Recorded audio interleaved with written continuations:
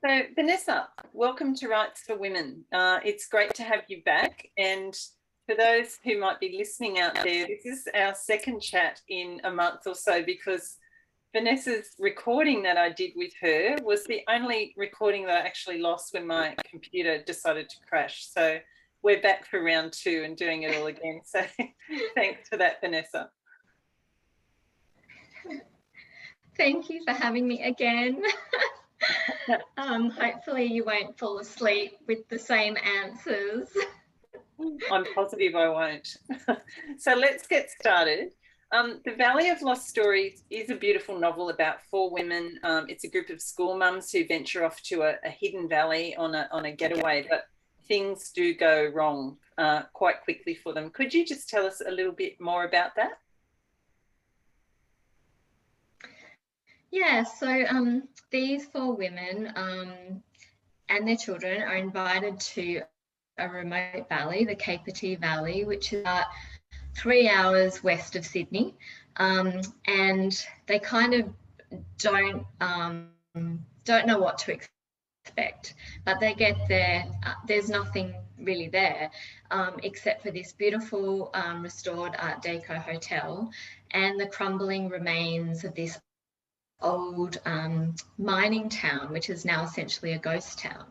So straight away, these unlikely friends, because they don't know each other that well, are sort of in this really atmospheric setting. And they discover that this is sort of a place that's filled with secrets. So in 1948, a woman named Clara Black walked into the night, never to be seen again, and it's this enduring mystery that happened in the valley. And then it's sort of slowly revealed that these 4 women have got secrets of their own. So Natalie is sort of struggling in a failing marriage, and Emmy's yearning for another child. Pen is struggling as a single parent, and Alexandra is hiding in the shadow of this famous husband. And yet on the surface, they all seem very together, but all this stuff is sort of happening under the surface. And then as the sort of mystery of what happened to Clara Black 70 years ago unravels, one of these women also goes missing in the valley, and sort of these devastating truths begin to emerge. So it's essentially a story about motherhood, about women's friendships, about the secrets we kind of keep from each other and ourselves. And it's, I would say, sort of an atmospheric mystery. That's a fabulous description of it, Vanessa, and all those reasons that you summarised at the end was, I think, why I love the book so much. It's just the sort of story that I love, with all that richness about women's lives, and beautifully written too. And you've got multiple viewpoints, you've got a dual timeline. And I'm just wondering, was that your intention from the beginning, to have all those different elements happening in the storyline? How did those parts of the story actually evolve for you? I'm a bit of a pantser, so I didn't sit down with a structure by any means. It was more a case of these 4 separate women's voices coming one, and then realizing, okay, this is each character's sort of motivation, this is each character's flaw, this is sort of each character's journey, and then finding a way that I could sort of puzzle them all together in book, exploring similar themes. So I really started with the women, and I can't even remember which woman came to me first. I think it might have been Emmy. And then I kind of realized, oh, okay, this is another voice, and that's Natalie. And I kind of write in a bit of an organic way, where I think the actual writing is the thing that makes the story come to me, rather than me thinking it all in my head and plotting it and then starting to write. So when I think back on how it emerged, it's quite difficult to articulate exactly how it all happened. It's sort of, I mean, I'm not sure how you write, Pam, but it's almost a bit of a mystery when you think back. You think, how did these characters come to me? Where did they come from? But I think, yeah, I do remember that there wasn't a dual timeline initially. There wasn't the 1948 storyline. It was just the 4 women. And then I think I had them sort of sorted out, and then I decided to take them to this valley. And when I actually went to visit the valley myself, my mum and my daughter, and saw that it's really a ghost town and how atmospheric it was, and I thought, oh wow, I actually have to write a historic element to this. I have to do a 1948 or sometime in the 1940s, because that's when the actual mining town was at its peak in the 40s. And then I went back and went, okay, how am I going to puzzle in this historic timeline with these 4 women? And I must admit, I think I lost about 25,000 words at that point, where I went, okay, no, I've got to reconfigure everything. So that was hard, but I knew that it was a sacrifice that I had to make at that point, and I'm so glad I did. And so, yeah, that's kind of how that evolved. And then I think I was writing the timeline, the past timeline and the contemporary timeline concurrently for a while. And then at one point, I had to just kind of go, oh, I need to do the 1948 timeline and see how that ends. And then I sort of slipped it all back into the contemporary timeline. Yeah. I think that's what happened. Juggling, yeah. It's hard to remember. Yeah, and of course it would be, even though the book hasn't been out for that long, it's a while since you went through that actual process. So totally understandable that it's all a little bit fuzzy. And as you say, there is that whole mysterious element to how these things come about. I'm actually quite similar to you in that I do pants to a certain extent. I mean, I have a bit of a plot idea, but then I get my ideas from the writing as well. I'm not someone that has a lot of ideas roaming around up in my head. So like you, the ideas come to me as I write. And I need to keep reminding myself. Yeah, it's really interesting. I'll often think, oh, you haven't got any ideas, you know, you're not really a writer, what's wrong with you? And then as soon as I start writing, the ideas start to flow. So it must be some hand-brain connection or something. Yeah. Yeah, it's weird, isn't it? But I have heard authors talk that can plot out whole books in their head. And that definitely is a thing too. And I'm quite envious of that. But I can get ideas, but I can't formulate entire plots sort of separate to the writing out process. Yeah, same here. So Vanessa, you mentioned about finding this Capertee, is it, or Capertee? Capertee, I think. Yeah. Capertee Valley, when you were doing some research. Is that when you stumbled across this story about a woman going missing, and that's what enticed you to go and investigate the area itself? No, that's actually fiction. So I made that bit up. There wasn't a woman that went missing in actual real life, but the ghost town aspect is true. So when you go into this valley, it's a long way from anywhere. It feels like a long way from anywhere anyway. And you literally drive down this sort of unpaved street, and there's just these crumbling houses with only the smokestacks sort of left over. There's a pharmacy with medicines that still date back to the 1950s in the window, just crumbling and rotting. It's just, and of course nature has just taken over. It's just roots going through all the crumbling buildings and grass growing up, and it's just abandoned.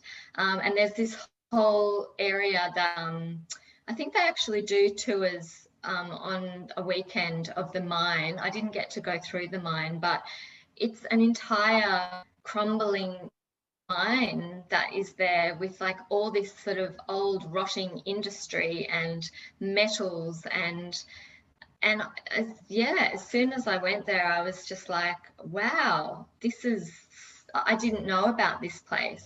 And so I'd researched it online because I was trying to find somewhere that would be really great to write a sort of atmospheric mystery. And what you want is somewhere with no reception, because it's so hard, as you would know, to write a plot with mobile phones these days. Yeah. And my first book, The Lost Summers of Driftwood, was set in a place with no reception as well. And something that readers had responded to was the really strong sense of place and the natural thing. So I was wanting to replicate that real atmosphere. And so I'd found this place online where there was this, you know, deserted ghost town, and I'm like, that sounds good. And so then I convinced Mum and my daughter to go out there with me, and they were just like, where are we going? Why are you taking us into the middle of nowhere? It was, and I think the Summers of Driftwood hadn't even come out yet. And so they're just like, yeah, you and your pie in the sky writing dreams. So I think they were quite surprised in the end that it turned into a published novel. That's fantastic. I love that story. Well, just getting back to the characters. So you do have the four main characters, Emmy, Natalie, Pen, and Alexandra.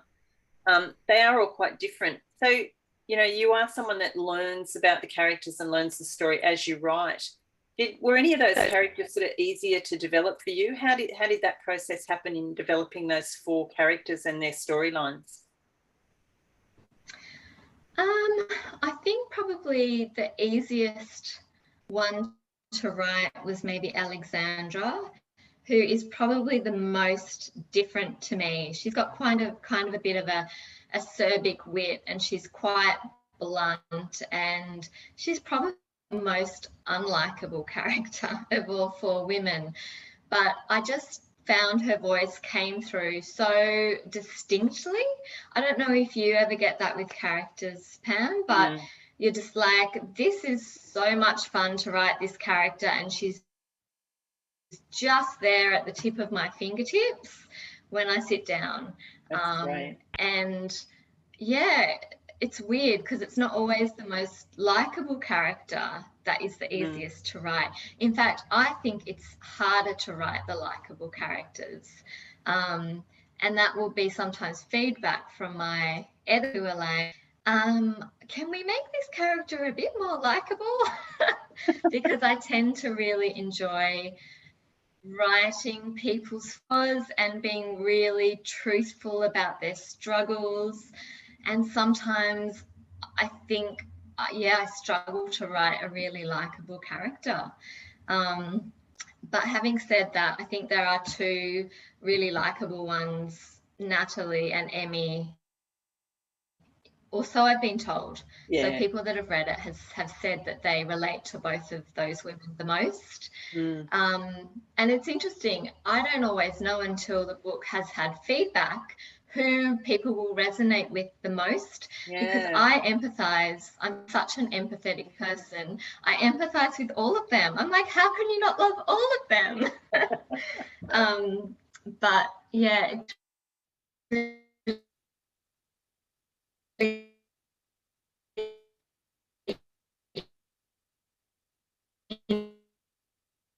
interesting to see. Oh, we had a bit of a freeze there. I don't know what happened. I think you're back now. Dropped out for a minute. Yeah, can you hear me? I can now, but I might just get you to repeat that last bit if you can remember what it was. Yeah. No, I was just saying, do you ever have that surprise of which of your characters resonates the most, or do you always know who's the most likable?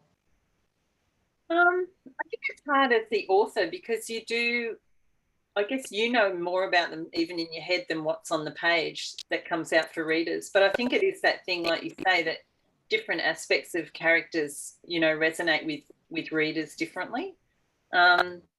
So yeah, I've had feedback. I have had feedback on, actually, I remember my very first character, main character, Eve, who is pretty, not totally rough, but she's a bit rough around the edges. She smokes and drinks and swears, and she doesn't pull any punches, you know. And I do remember having an email sent to me from a reader saying she really enjoyed the book, but did I really have to write characters that drink and swear?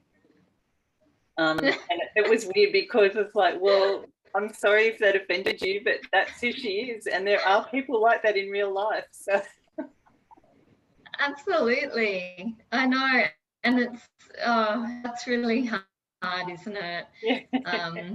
Because you just like, no, that's who this character is. I can't just change her. Yeah. I've written one novel that had multiple viewpoints, The Crossroads. I've written a couple actually, but The Crossroads had three women, and alternated around their stories. And I always thought that they were all the main character. And then I went to a Kate Forsyth writing workshop, and she said, no, there's always one main character. Even if you think that they're all main characters, there's always one whose story it really is. And when I thought about it, I realised who the character was in that book. It was Rose. Even though it's not, it wasn't what I sort of intended, but that's who the story was. What about for you with these characters? Is there one character that you feel it's really her story primarily? Yeah, so I'm a bit like you. I would have said, no, it's all four of their stories. They're all the main character. But then, when I really reflect on it, it would probably be Natalie, because we open with her run away from her life, and her struggle kind of pulls all the themes and the plot through, and we're waiting to see, is she going to be strong enough to to do what she needs to do. And she's almost the archetypal mother, as in the mother that sometimes we feel we're meant to be. She's beautiful, she's got an amazing husband, a gorgeous husband, successful, amazing house, 3 beautiful children, and yet we just scratch the surface and she's not coping at all, and everything below the surface is dark and messy. And I guess I just really wanted to explore that dichotomy and that expectation that women sometimes hold themselves up to, that they somehow expect they need to be this certain way, and none of us are. Like, life is dark and messy and difficult, and I really wanted to explore what all these women and mothers were going through really beneath the veneer that they presented to the world, because I think we all do that, and it's not our fault, and we can't help it. It's sort of expected, and you've got to hold it together. You've got to get through life, and you've got to get your kids to school, and you just got to keep going. But at the same time, I think, I talk to my really dear friends, we're talking about what's happening under the surface, and we're talking about what's really going on in our lives. And that's what I wanted these women to be able to do, because I think by connecting on that really real level, that's where we're able to cope and connect and feel heard and be able to just get through the difficult parts of being a woman and being a mother. Yeah, absolutely true. And did you find, Vanessa, that in having the 4 different viewpoints to tell the story, that enabled you to go deeper into those particular issues? All the women are experiencing slightly different versions of life and motherhood, quite different in some instances. And I guess having the each parts of those stories told from their individual viewpoints, it does allow you to have that depth, doesn't it? Yeah, absolutely. And just being able to show how, the women view each other, where they will perhaps look at someone like Natalie, who is so beautiful and seems to be so together, and we're in someone's head who's admiring her, and then we go into her head and she's a complete mess. So it allows you to see the surface and then what's really happening. And so I think I sort of do that a little bit in going into each woman's head to see what's actually going on in her mind. And it's a really great way to progress the story and to increase tension, because I think I was always thinking, okay, so should I go in now that is going to be most sort of under pressure in this next part of the story? Yeah. And then I'd go into their head because I know that would be coping the least, sort of thing. So it's such a great way to amp up tension in your writing and to just obviously like change things up for yourself so you don't get bored, and for your readers. Yeah, true. And did you have any difficulty at any point, Vanessa, differentiating between the voices of the four women? And was that something that in the revision process that you were really conscious of? Yeah, that's a really good question.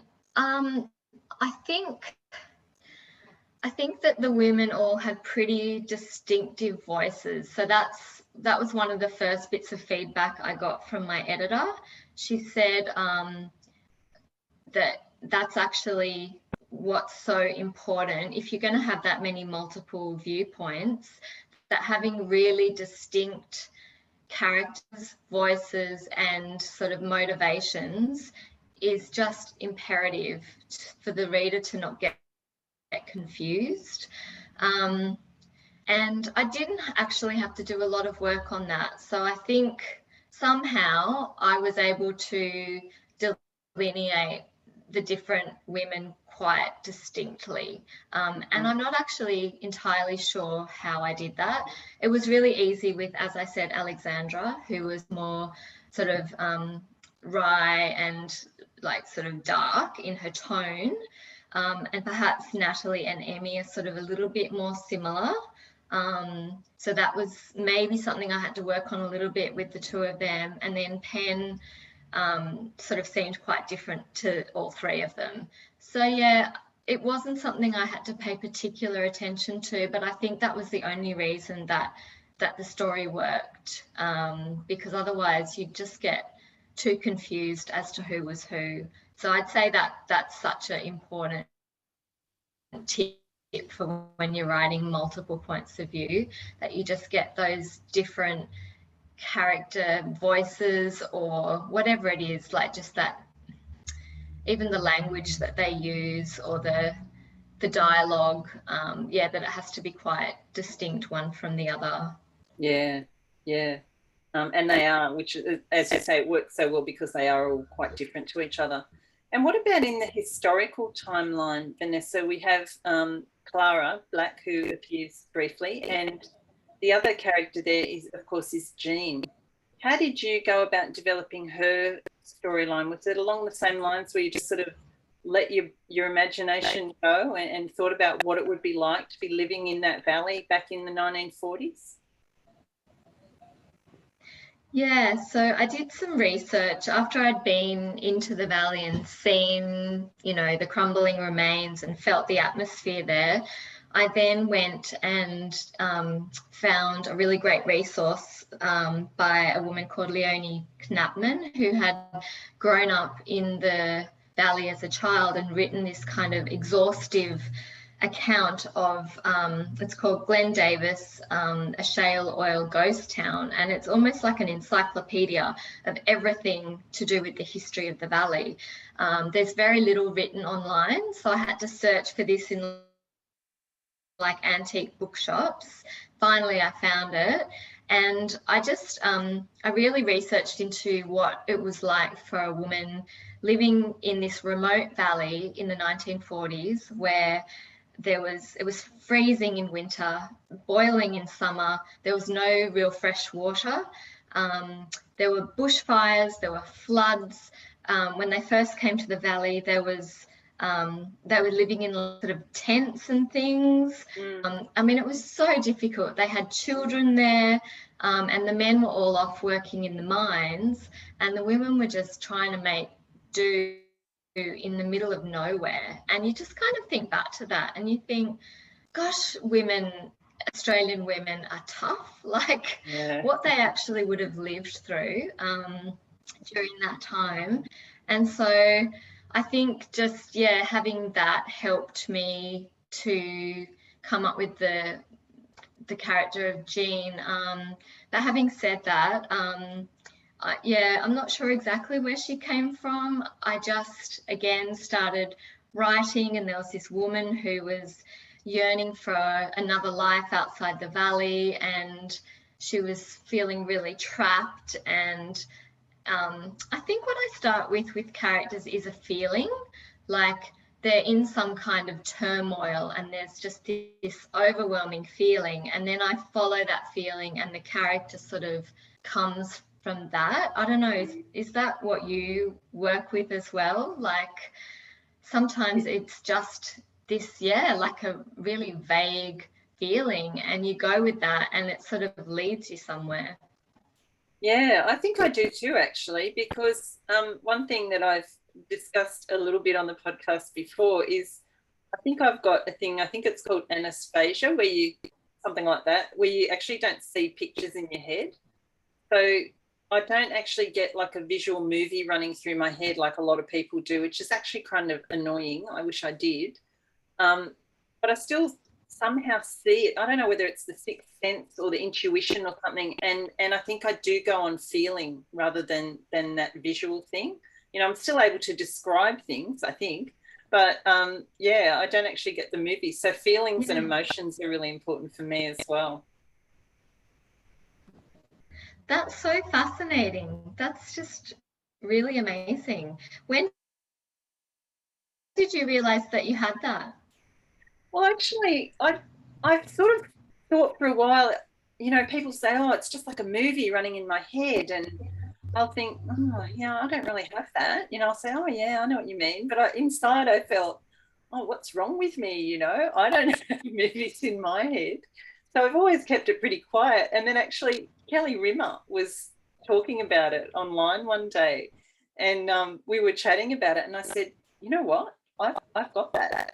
And she actually sent me an article, and she was asking me about it because she was quite fascinated by it too. She said, but how do you actually write scenes if you don't see them in your head? And I said, well, I don't visually see them, but I sort of see them in other ways. I don't know. It's very weird and a bit frustrating, I have to say. But anyway, what do you do? That's amazing. And when you're reading a book, you're not seeing it in your mind's eye. Not really. I feel it. I think I feel it. Yeah. And yet when I dream, I see things really vividly in dreams, but then later I can't actually recapture those images in my head. So. Wow. That is so amazing. That's pretty fascinating. I feel like there could be a book idea in that. Yeah, I think I might have to do a whole episode on it or something. But anyway, back to your fabulous book. So you've got the 4 women stories, and you've got the other story happening with Jean and Clara in the valley. It happened in 1948 or in the 1940s. Once you've done your draft of that and you know that you've got these 2 different timelines, was there much work then for you in the revision process in working out how to thread those stories together?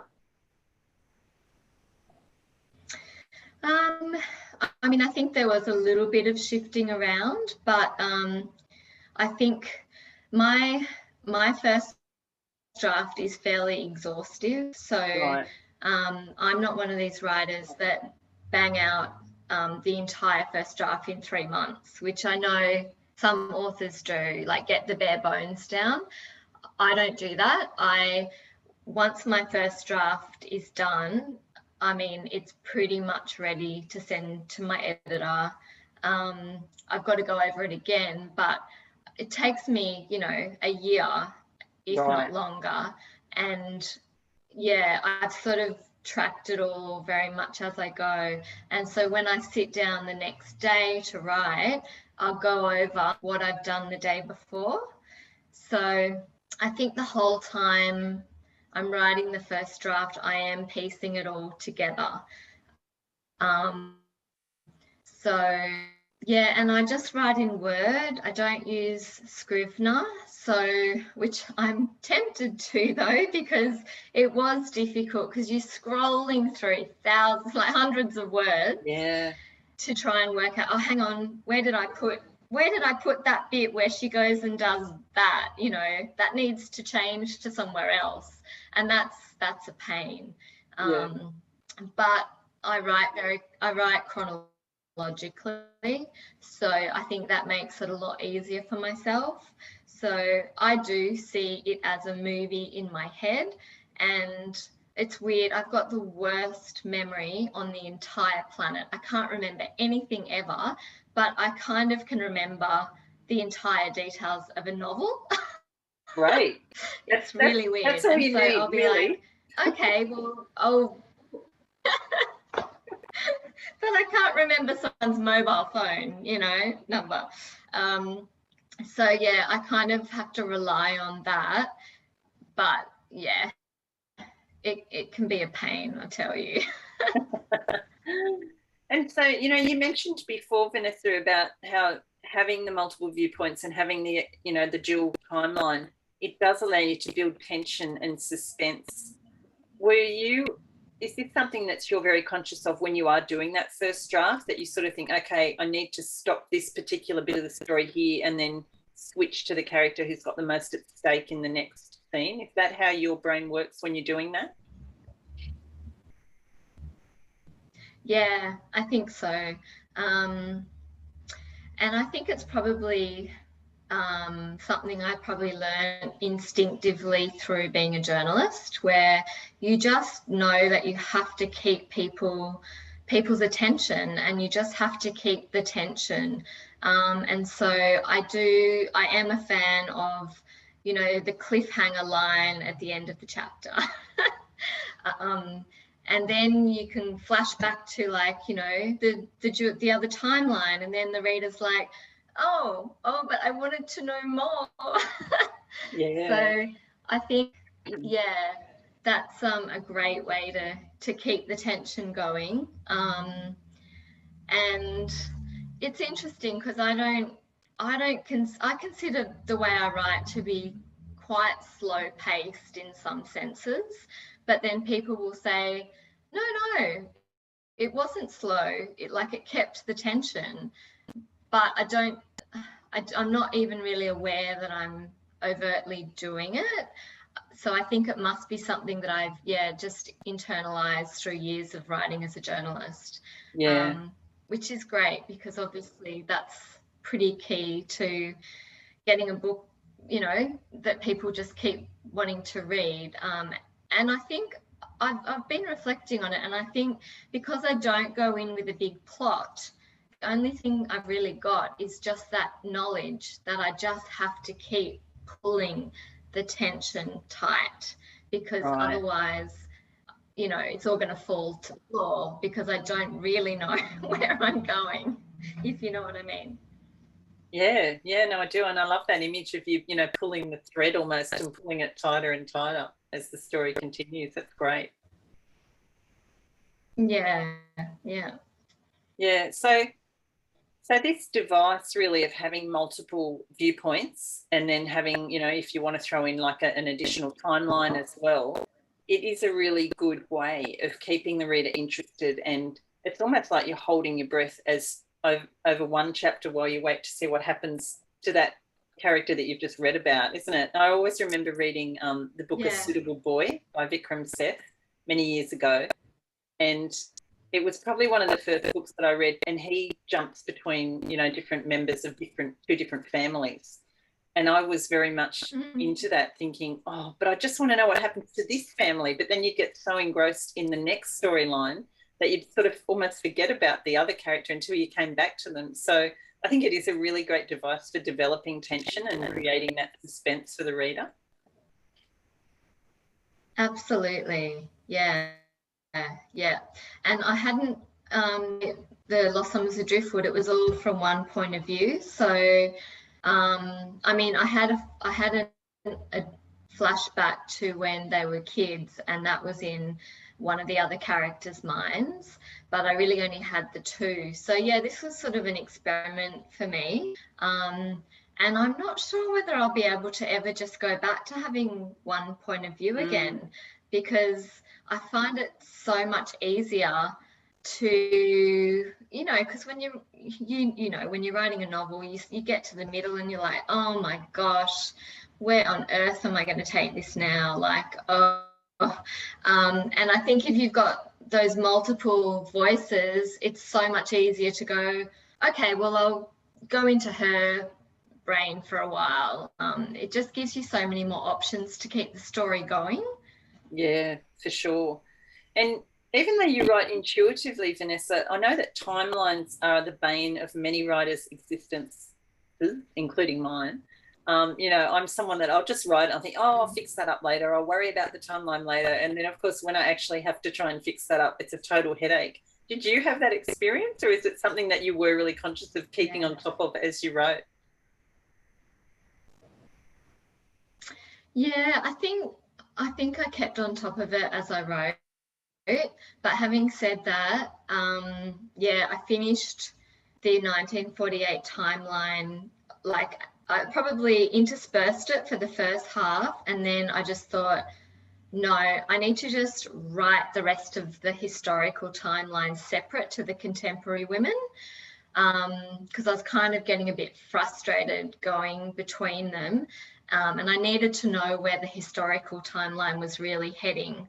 And so then I just wrote that, and then I fed that through the contemporary storyline. And I think that worked really well, because, it was getting a bit unwieldy, like you're saying. Like, I just needed to finish that bit off. And I'm not sure how other people deal with that sort of timeline stuff. I mean, there must be some people that write the entire second timeline separately and then weave it through. But I think I just was really conscious of having a thematic link between the contemporary and the historical timelines, that I wanted it to mean something, that there was this other timeline, and because it plays into the mystery, I got to halfway through and I was like, how is this going to play to the mystery? I don't really know. I think I'd better work this out. So, that was a bit scary for a while there. Always happens in that annoying middle, doesn't it? It's like, oops. Absolutely, the middle. Oh. Well, Vanessa, what tips? I mean, I'm sure we've already, covered lots of things about multiple viewpoints and the dual timeline, but what specific tips would you give to people who are out there thinking they're either writing, multiple viewpoint, writing dual timeline, or thinking maybe they should add another character into their narrative? What sort of advice would you give them? I think go for it. Like, I don't think you're going to having that choice of where to take the story and whose head you're going to go into. And I think it's a really fun way to write. But I think, as we discussed before, you have to really have your characters as being very distinct personalities from each other. Otherwise, the reader's going to get confused. And with the dual timelines, I just think you've got to really be aware of, that thematic link. Why am I writing this other timeline? How is it going to weave into the contemporary or the other timeline to kind of have a thematic impact? That's something that was always sort of niggling at me, like, it's a completely different time, completely different character, quite a different voice. Jean's voice, and even the writing around it, had a romanticism and a oldie worldy sort of feeling that was quite different to contemporary women. And so I was kind of thinking the whole time, how is this playing together? And, how's it all going to weave together? together. So I think, yeah, you just do have to really be wary of that. But I think adding that dual timeline, I think it just enriches the writing and the book, and it just gives just a depth perhaps that you won't get if you're just going to go for the one timeline. So the book that the new book I've just finished now has got 1960s, 1990s and today. And once again, I really liked having all three timelines to sort of play in, and it allows you to do a bit more research as well. Yeah, I can't imagine writing another book without having that, because I just find that it just deepens the story and the characters. And I do history, and and with Valley, I haven't mentioned the Indigenous history, but there's a little bit of that timeline as well. I did a lot of research into the Wiradjuri people and some of the atrocious massacres that went on at first settlement, and I wanted to weave in as well, because that again adds another dimension, and yeah, just in terms of the natural history and the feeling of atmosphere and the haunting feeling in the valley.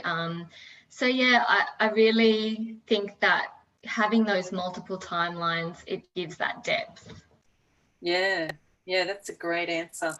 And just before we get on to our 4 curly questions, which we're going to talk about soon, one aspect of your writing, it's kind of related to what we've been talking about, to the multiple points of view and everything, but that you are, I think it's something that you are fantastic at, is your description of the setting and creating this atmosphere where, the women actually feel it as soon as they go into the valley. There's this sense of this almost haunted type place that they're in, and your descriptions of the natural world are beautiful. Is that something that you've always loved to do in your writing, and something that you really enjoy as part of that whole experience of writing the novel?